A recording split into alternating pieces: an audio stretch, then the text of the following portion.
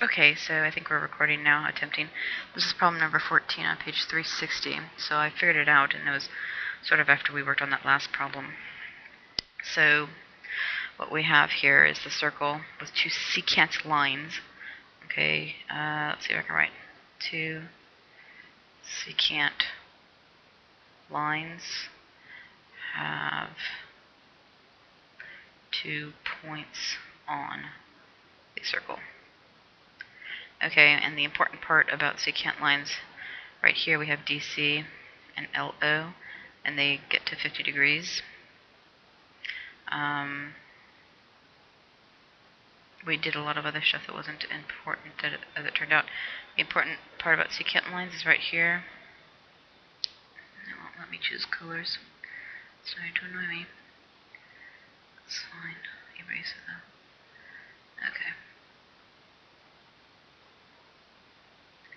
This arc, so DL minus this arc, CO, divided by 2 should equal the angle between secant lines. And I guess it's actually two intersecting secant lines right here because they intersect right there. So then it's just a matter of plugging in information. So what do we know? The arc DL equals, what's the angle between the two sectors? 50 degrees. Secant lines, not sectors. We're adding, I'm going to erase, go back a second. The first thing to do, since we have a, interesting, there we go. Takes a little while. Multiply both sides by 2, so it would have been 50, but we're going to make it 100, plus the 60 degrees, that's CO, that equals 160. So we know now that DL is 160 degrees, right? Once we know that, and we know that, I'm going to scroll down a little bit here. A little bit, not a lot. Okay. We know that a circle is how many degrees? Right? We have the 160 that's DL. We have the 60 degrees that was CO. That leaves us with what? 200 minus 60 is 140 degrees. So the other thing is to pay attention to the fact that these things right here, let me highlight them in a different color.